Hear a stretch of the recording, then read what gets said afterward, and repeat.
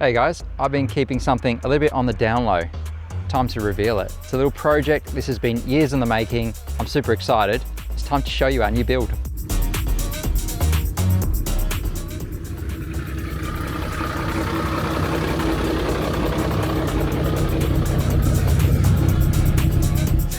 Yes guys, it is a classic Toyota 80 series. Guys, I'm pumped. This is really cool. And I've kept this very much on the down low. Some of you that know me well, or there may be some few little hints in videos over the years, I don't know, but this has been on my bucket list for a long time. I've been saving my pennies, and yeah, the moment's come. The car I wanted popped up for sale, and I've jumped at it. So super excited. Lots of plans, but yeah, I'm sharing it today. Look at this thing, absolute classic. So behind me, 1992 GXL 80 series. So this is actually a factory 1HDT engine. So it's the 4.2 litre diesel, and you know, with a turbo, they really come to life. They're made to last.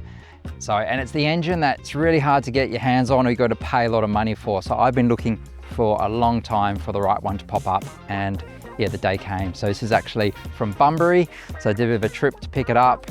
You can see her. Excuse little Gracie, just behind me. In the Ranger now, and quietly behind the scenes, I've been planning a car to buy for quite a number of years. Just circumstances have got in the way. I was close to doing this probably 10 years ago.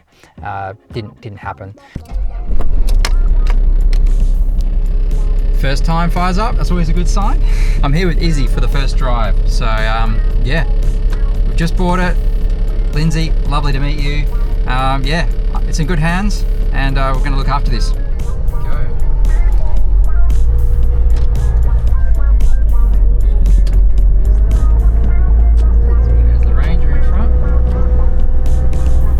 Let's show you what I bought. So yeah, visually from the front, she's pretty stock. Alloy bar, it's probably been like this for 34 years, so a long time. Very period correct with the alloys, so they're ROH rims. The body itself, look, it's pretty good in general, but there's definitely some areas I'm gonna have to attend to. So you can see here, got a bit of paint peeling in different places. We do have a little bit of rust here in the corner. You might notice we do have a wheel carrier as well, which is handy, and a little bit of rust here and a bit of a ding that I'm going to have to sort out as well. So look, she's a 34-year-old car, and yeah, she's obviously been used, and that's what it's all about. The good thing is though, this is almost entirely rust-free underneath, so it is super clean under there. That was one of the main reasons I went for this vehicle. I looked at countless ones over a long period of time, and they were just full of rust, and it would have been a big cost, big expense to get that sorted. So cosmetically, absolutely there's a few things we can do on this vehicle, but it's a really good base. We've got the Safari snorkel, so you know, this has got some good gear on it. Got a Tough Dog suspension set up on this, 2-inch lift, and we also have lockable hubs. This came out of the factory as a full-time four-wheel drive setup. The previous owner actually put a Mark's part-time conversion kit in, which is really cool. So I can run it as a rear-wheel drive. It's good for fuel economy, and then I can lock those front hubs up and have it in four-wheel drive mode when I'm taking it off-road. So it's brilliant actually, really good setup. It's also got a front locker, so how good's that? And you've got the LSD in the rear. So no rear locker, but that might be something I add on in the future. Let me show you underneath, because it's pretty clean.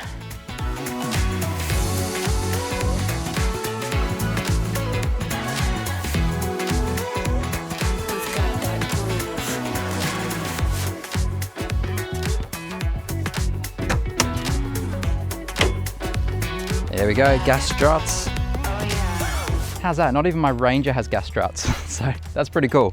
So very clean looking motor. Previous owners have done a good job.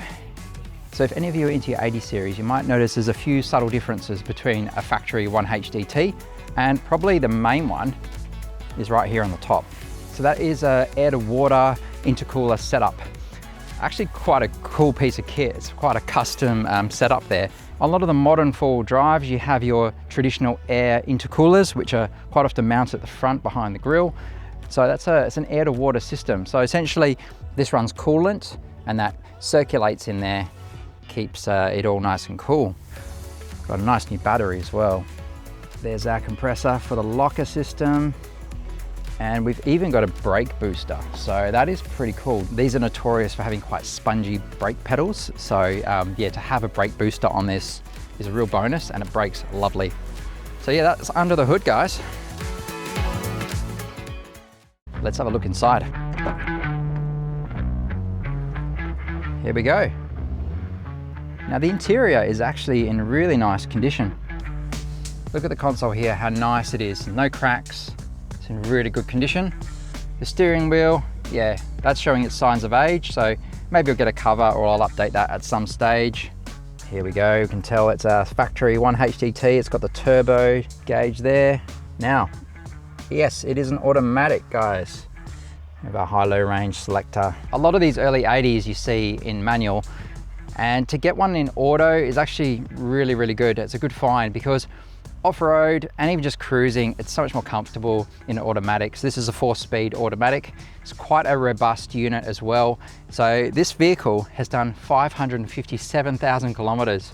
It's seen a few kilometers, but the motor was rebuilt 20,000 kilometers ago. So I've pretty much got a brand new motor in this, so it should last me a long time, hopefully. Inside, it's nice and clean. Love this up here.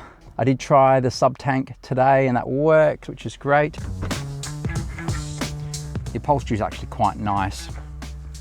These are seats off a VE Commodore, so that's why they look so nice and actually really comfortable.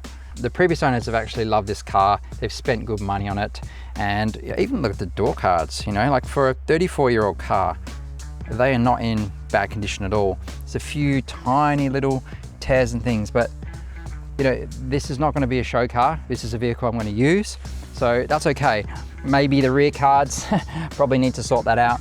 Obviously had some speakers there in the past, but a lot of it is just cosmetic stuff that I can work on myself. My main focus has been mechanical, and I will run you through what I've actually done in the last couple of weeks because I've spent a bit of coin. We've also got a front runner rack system there, and even a little King's awning. Haven't even opened that yet. We've got a swing arm on the back. So here we go. And then let's open this. There is a bit of stuff in here at the moment. I've been buying oils and things. Half drawer system here. Little Titan drawer, some spares in. Always wanted a vehicle with a tailgate like this. I've always admired that on the Toyotas. Somewhere you can sit, have a beer, maybe even have a fish on the beach. So yeah, this is pretty cool. I'm going to explain why there's a swing arm here. Now, obviously it's handy, you know, if you've got your traditional space under the vehicle, you can run 2 spare tires, which is handy. Before I purchased this vehicle, I was actually running a gas system. I thought that's a bit strange, this is diesel. You don't often see sort of gas systems on diesels. It was actually added a number of years ago by one of the previous owners as a way of improving the fuel economy on this. Actually gives you a bit of a power boost as well. So it wasn't running solely on gas. It's almost just like a little bit of injection there into the block to give you that little bit of extra power and to extend the fuel range. Now, although the vehicle came like that, my preference is just to keep things very simple on this. So I've actually had that gas system deleted. I actually had that done this morning at LPG Works in Wangara. So shout out to the team there, thank you for that. And that explains why I've got this carrier here. Now, unfortunately, the wheel carrier has obviously been removed during the original installation process. You can see some bolt holes in the corner. So I'm gonna see if I can get myself a secondhand wheel carrier. I'll probably relocate this one back under the vehicle, or I might keep it, I don't know, and have the ability to run 2 tires, but lots of options. What else can I update you on? So the tires, actually bringing back memories, a very familiar tire for me, the Falcon Wild Peak AT3s. Ran these tires on my Pajero Sport for years. They're excellent tire. The only reason I changed with the Ranger is that I wanted a 3-ply sidewall. So these are a 2-ply sidewall, but they're an excellent tire. I've taken them all over the state and they've never let me down. So the owner has spent some good money on these tires. So they're 33s, it's got a 2-inch lift. That's perfect for me. So I couldn't help myself. I had to do something on the car the first week I had it. These were absolutely tired. They'd had it. There's all paint peeling off them. So I pulled them off the vehicle, sanded them back, and I've resprayed them black. They were white on the car, but I just thought black, they're gonna get banged up. I've gone with a really strong, durable paint. I've put 4 coats of clear on it, so they should be fine for the tracks. I actually think the black looks really nice. There's gonna be lots of little cosmetic things that I do to the car, you know, over the course of my ownership. Okay, as I mentioned, I have spent some money on this thing, so I'm gonna run through some of the work that I've had done. Now, obviously because it's such an old vehicle and there's, you know, there are things that could be like safety risks and things on an old vehicle. This was sitting for a few years as well. So the owner kind of had it parked up. He rebuilt the engine and he actually bought a 105. So, you know, he obviously loves these LandCruisers, but this was not getting used and that's the reason that he sold it. But because it had been sitting for a while, I wanted a mechanic to go over it with a fine tooth comb, check it all over. And there were some things that were found. So this is some of the work. It did cost me a pretty penny, but it's had new wheel bearings. It had the drive belt pulley replaced, transmission service, had rear brake pads, oil change, oil filter, temperature sensor that was leaking, cone washer was damaged, which they did when they did the bearings. The drive belt idler pulley was also gone, so the bearings, it was quite noisy, so we've had that replaced. And that's a good one to catch because the last thing you want is your belt coming off, and that would totally ruin a trip, so that has been replaced. Also shout out to good friend Sean. He's the manager, owner of 4x4 Extras in Wangara. I've done a lot of work with them over the years. And when I drove home from Bunbury, I had a bit of a shock because I got underneath the vehicle and there was oil everywhere and I was thinking, oh my God, there's an oil leak. What have I bought? And Sean came out and got under there, had a look, and we actually found out that there was a power steering leak. Now, it was a bit of a surprise because the previous owner said that that had been replaced recently, or at least it had been refurbished. So there was definitely a leak coming from it. Sean pulled it apart, replaced the washer, put it all back together, and that's been great. It is a little bit noisy, so potentially that power steering pump I'll need to replace in the future, but that is all working, there's no leaks. And there was a couple of other little minor leaks, mainly from the sensors. There's a sensor that goes into the sump, into the oil sump, and that was leaking just a very small amount of oil as well. So when we did the oil change, we got that pulled out. There's a washer that sits in behind that, and that has stopped that leak. So yeah, old cars, they're gonna have gremlins, they're gonna have little bits and pieces, but I really wanted a mechanic to go over with a fine tooth comb and just basically give it a sanity check, a health check. Is it safe? What needs to be tackled first? Good news is swivel hubs don't appear to have any signs of leaks. They all look good. So they haven't been serviced at this stage and everything else looks pretty good. When they pulled the oil for the transmission, it was good oil. So we changed it anyway and changed the filter, but you know, it looks like that's hopefully in good health as well. Here's the results of a session report from G Turbo. So the previous owner had it tuned. Surprisingly, this doesn't actually have a boost gauge. So when I saw that it had a tune and didn't have a boost gauge, it was, I wouldn't say it's a red flag, but it was a concern, like what boost is this actually running? So I actually got the boost checked on here. It's running about 16 pounds max, which is not crazy. So, but I will add a boost gauge in here so I can actually sort of see what that's running. Definitely giving it a bit more boost, but you know, obviously this engine being the factory 1HDT does have the stronger bottom end. So these are made to run a turbo from factory, and they also have the different injectors than the standard 1HZ version, which is the diesel 4.2 without the turbo. I've got a stack of invoices behind me as well from all the previous work that the owner did, and 20,000 kilometers ago, the whole block was reconditioned, new pistons, new bearings.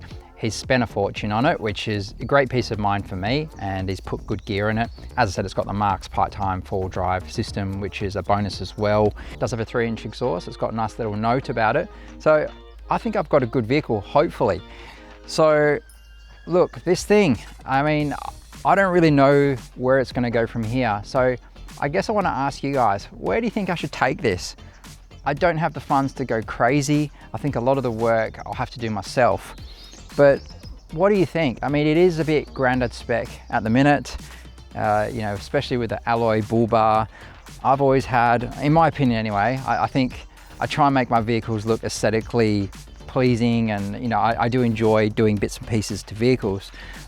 So maybe the bull bar could be upgraded, something a bit more modern.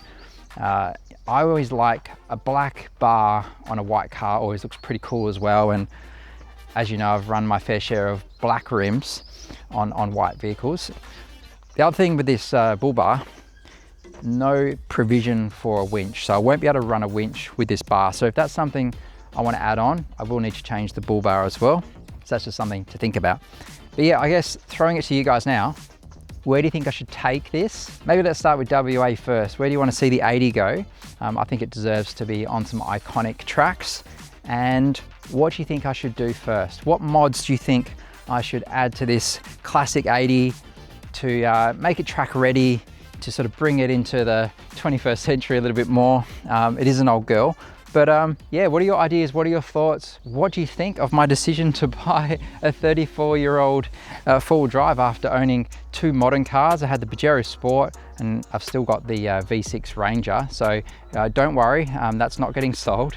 That is still our vehicle to tow the van, to go on big trips, that kind of stuff as a family. It is an amazing car, I love it. But this is a classic. This is, yeah, I don't know. I'm really excited. So yeah, let us know your thoughts below. Are you surprised that I've gone this route, to be honest? I'd love to hear what you think, but that is what I've been up to. Now, in terms of the channel, we still have a bit of content still to come your way in terms of our lap of Australia, and we want to do that justice. We want to do it the right way. So stay tuned for that. And I was just thinking, when I do stuff on the 80 and trips, I'll just drop that in. So the timeline might be a little bit out, but I feel like, you know, I'll be doing stuff, I want to share that with you as well. So the two things can run concurrently. Yeah, that's us, guys. I hope you enjoy this reveal. I hope you, look at it. I'm pumped.